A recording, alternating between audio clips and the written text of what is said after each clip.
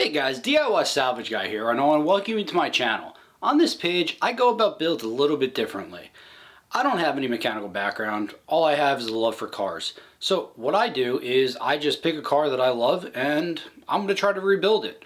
I'm going to learn as I go. I'm going to make mistakes. I'm going to rely on a lot of you guys. Show me some love in the comments and really tell me what I'm doing, how I can do it better. And the whole aspiration of this channel and the motivation behind it is to just try to get everyday guys just like you out there and to try to build something that you love. I was inspired by some of the famous YouTubers out there, and I hope that I can inspire you as well.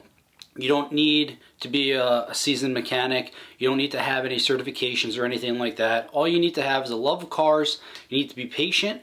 And I hope that I can inspire you guys and motivate you guys to be able to do something a little bit differently than everyone else. Just pick up the wrench and learn as you go, guys. DIY Salvage Guy.